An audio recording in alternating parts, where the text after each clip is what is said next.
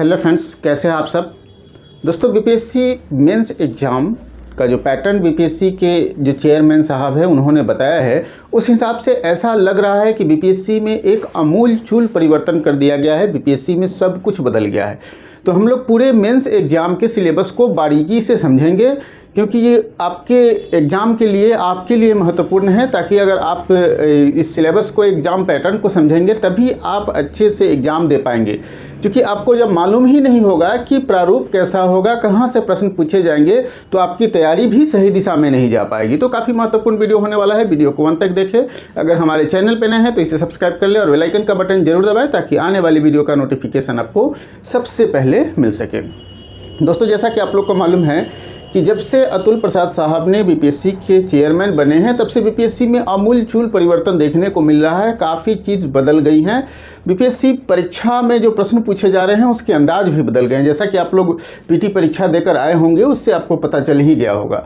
तो पीटी परीक्षा दिए हैं, जो कट ऑफ के अंदर हैं, उनको अभी से जी जान से मेंस में लग जाना चाहिए, क्योंकि मेंस भी आपका नज़दीक है। मई में मेंस होना है, तो वैसे में आपको अभी से जी जान से लगना चाहिए। कैसे?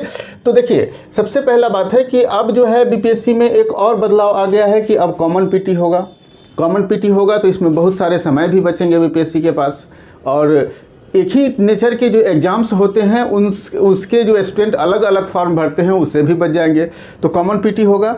ये तो पीटी की बात है। अब हम लोग मेंस की बात कर रहे हैं। जो लोग 68th और 69th की बीपीएससी पीटी दे चुके हैं, 68 की और 69th की बीपीएससी पीटी और मेंस दोनों की तैयारी कर रहे हैं, और 68th बीपीएससी मेंस की तैयारी कर रहे हैं, तो मेंस में अब जो बदलाव हुआ है, ये बदलाव अब आपके रिजल्ट में भी बदलाव देखने को मिलेगा। ठीक है, क्योंकि आपके तैयारी में भी बदलाव होगा। तैयारी उस स्टैंडर्ड का होना चाहिए। तो सबसे पहला है कि एग्ज़ाम पैटर्न जो पहले था उसमें हल्का सा परिवर्तन किया गया है, और ऑप्शनल पेपर और एसए पेपर को लेकर के। GS paper as it is है, हिंदी जो है वो एज इट इज़ है, लेकिन जीएस पेपर में प्रश्न पूछने का तरीका ही बदल दिया गया है। अब क्या है तरीका? सबसे पहले हम लोग बात कर लेते हैं हिंदी पेपर, जो आपके 100 नंबर का होता था और अभी भी 100 नंबर के होंगे। ये भी क्वालिफाइड नेचर का होता था, जो क्वालिफाइड नेचर का होगा। ठीक है। वहीं अगर जीएस पेपर की बात कर ले तो सबसे बड़ी परिवर्तन जीएस पेपर में ही देखने को मिल रहा है। और जीएस पेपर में देखिए क्या होगा कि जीएस पेपर 1 और पेपर 2, इसमें 2 पेपर होते हैं। जीएस के 2 पेपर होते हैं, और दोनों प्रश्न जो है वो 300 अंक के होते हैं। ठीक है, 300 अंक के होते हैं। और इसका सिलेबस आप लोग को मालूम है कि जीएस पेपर 1 में आपको हिस्ट्री एंड बिहार के हिस्ट्री और कल्चर से प्रश्न पूछे जाते हैं, आर्ट से प्रश्न पूछे जाते हैं। वहीं आपको इंटरनेशनल रिलेशन और करंट अफेयर्स से जुड़े हुए प्रश्न पूछे जाते हैं दूसरे खंड में, और तीसरे खंड में स्टैटिक्स से जुड़े हुए प्रश्न पूछे जाते हैं। तो 3 खंड में ये होता है। अब जो जीएस पेपर के जो प्रश्न पूछने का टेक्निक है वो बदल गया है। टेक्निक क्या है कि जीएस पेपर का जो तीनों खंड होते हैं, उस तीनों खंड का पहला प्रश्न जो होगा वो अनिवार्य होगा। ठीक है, पहला प्रश्न अनिवार्य होगा, जिसको सबको जवाब देना होगा। दूसरे और दूसरे जो प्रश्न होंगे, इसके पहले पेपर के जो दूसरे प्रश्न होंगे, दूसरे तीसरे प्रश्न होंगे, वो प्रश्न में आपको ऑप्शन मिलेगा चुन करने का। ठीक है, ऑप्शन मिलेगा। जैसे दूसरा प्रश्न में ए और बी हो गया, दोनों में से कोई एक का जवाब दीजिए। ठीक है, कोई एक का जवाब दीजिए। तो यहाँ स्टूडेंट के लिए काफ़ी सहूलियत हो जाएगा, क्योंकि उनको अगर ये प्रश्न नहीं अच्छे से आ रहा होगा तो दूसरा प्रश्न अच्छे से आ रहा होगा, वो बना सकते हैं। तो यहाँ स्टूडेंट के लिए काफ़ी अच्छा कर दिया गया है जीएस पेपर में। वहाँ आपको ऑप्शन देखने को मिल जाएगा। आप ए बनाइए, मतलब पहला क्वेश्चन बनाइए, दूसरा क्वेश्चन बनाइए, दूसरे प्रश्न से आपको ऑप्शन मिल जाएगा। लेकिन पहला प्रश्न अनिवार्य कर दिया गया है, वो आप देख लेंगे। और पहले पेपर में क्या होगा?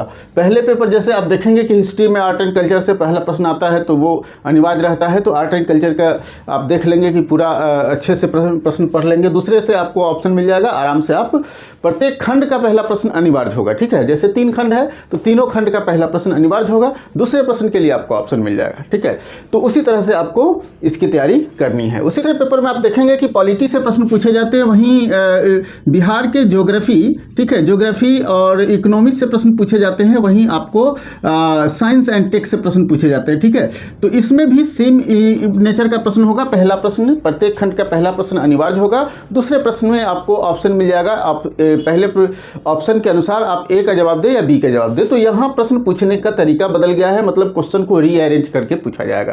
ठीक है, तो ये काफ़ी अच्छी खबर है स्टूडेंट्स के लिए जो जीएस पेपर में अच्छा करना चाहते हैं। जीएस पेपर को आप अच्छी तरह से समझ गए कि किस तरह से जीएस पेपर में बदलाव बदलाव किए जा रहे हैं। अब हम लोग आगे बढ़ते हैं ऑप्शनल पेपर का, जो पहले काफ़ी मेजर रोल प्ले करता था आपके सिलेक्शन में, लेकिन अब इसका रोल समाप्त हो गया है आपके सिलेक्शन में। लेकिन इसमें आपको पास करना जरूरी है, क्वालिफाइंग नेचर का है। इसमें 300 मार्क्स के पूछे जाएंगे, ठीक है, 300 मार्क्स के पूछे जाएंगे, 100 प्रश्न होंगे, ठीक है।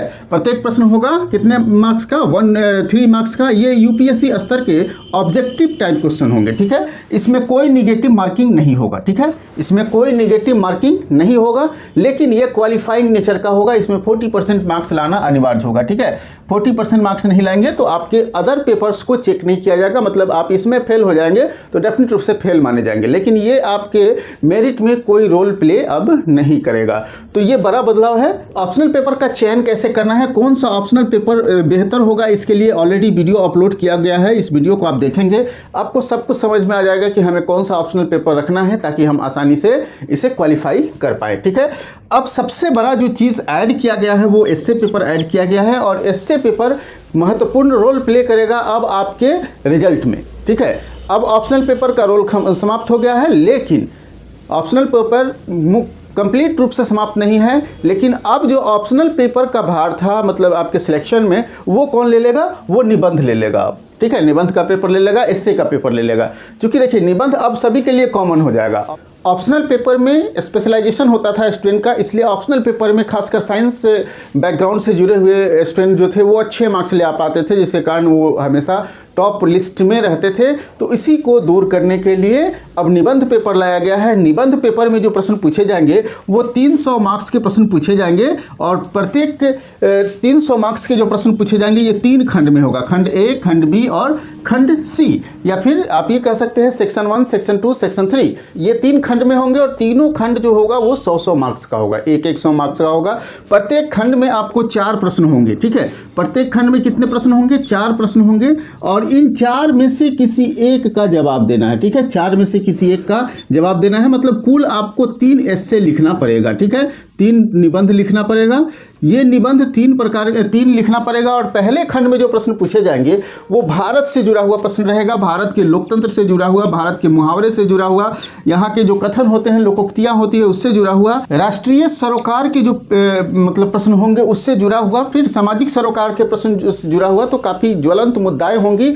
इसके लिए आपको क्या करना चाहिए, आपको हमेशा न्यूज़पेपर पर फोकस करना चाहिए, न्यूज़पेपर के एडिटोरियल पर फोकस करना चाहिए, और जो भी हमारे आसपास की घटनाएं घट रही हैं हमारे देश में, हमारे राष्ट्रीय स्तर पर, अंतर्राष्ट्रीय स्तर पर, उन सबको आप कलेक्ट कर सकते हैं, और उन सब पर पूरे बारीकी से नज़र रखना पड़ेगा। अब आपको जो है वो मतलब दुनिया से भी मतलब रखना पड़ेगा। सिर्फ पढ़ाई से मतलब रखने से अब आपका निबंध पेपर नहीं निकलेगा, आपको बाहरी दुनिया से भी मतलब रखना पड़ेगा। बाहरी दुनिया में कौन कौन सी घटनाएं घटित हो रही है, राष्ट्रीय स्तर पर कौन सी घटनाएं घटित हो रही है, अंतर्राष्ट्रीय स्तर पर कौन सी घटनाएं घटित हो रही है, बिहार में कौन सी घटनाएं घटित हो रही है, इन सब पर नज़र रखना पड़ेगा, और सबको बारीकी से देखना पड़ेगा, और को रिलेट करके लिखेंगे तभी आपको अच्छा मार्क्स मिलेगा। ये पहले खंड की बात हो गई। दूसरे खंड में आपके जो प्रश्न पूछे जाएंगे वो अंतर्राष्ट्रीय मुद्दे से प्रश्न पूछे जाएंगे, अंतर्राष्ट्रीय स्तर की आर्थिक राजनीतिक घटनाएं और अंतर्राष्ट्रीय संगठन से जुड़े हुए प्रश्न पूछे जाएंगे। जैसे आप देखेंगे यूएनएससी में जो परिवर्तन लाना है, यूएनएससी में भारत का रोल क्या है, और अगर ये इसे अस्थायी सदस्यता मिल जाती है तो इस पर किस प्रकार से यह अपना रोल प्ले कर सकता है, ये सभी चीज़ें, इस तरह के प्रश्न पूछे जा सकते हैं। तो अंतर्राष्ट्रीय स्तर से जुड़े हुए प्रश्न दूसरे खंड में होंगे।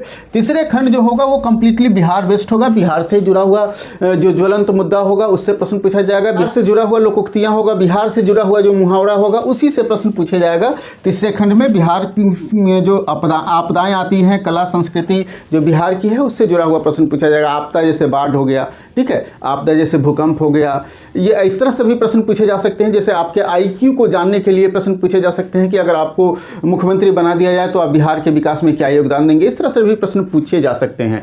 तो ये काफ़ी महत्वपूर्ण है। तो इस प्रकार से आपने देख लिया कि हमारे मेंस के सिलेबस में क्या परिवर्तन होने जा रहे हैं और किस प्रकार से हमारे प्रश्न आएंगे। तो डेफिनेट रूप से ये वीडियो आपके लिए लाभदायक सिद्ध होगा। अगर वीडियो पसंद आया हो तो एक लाइक जरूर कीजिएगा, और साथ साथ दोस्तों से भी शेयर कीजिएगा, ताकि आपको इसका लाभ जो है वो दोस्तों को भी मिल सके, ठीक है। और अगर आप चाहते हैं कि आसपास के घटनाओं से जुड़ा हुआ, आप राष्ट्रीय अंतर्राष्ट्रीय घटनाओं से जुड़ा हुआ आर्टिकल्स को पढ़ें, तो आप हमारे वेबसाइट www.gsaztak www.netradio.in पर भी विजिट कर सकते हैं। यहाँ आपको देश विदेश से जुड़ा हुआ, भारतीय अंतर्राष्ट्रीय स्तर से जुड़ा हुआ घटनाओं का संकलन किया जाता है। डेफिनेट रूप से आप हमारे वेबसाइट को विजिट कीजिए, वहाँ आपको बहुत सारे आर्टिकल्स मिल जाएंगे जो आपके लिए लाभदायक सिद्ध होगा। तो आज के लिए इतना ही, फिर मिलते हैं अगले वीडियो में एक नए टॉपिक के साथ।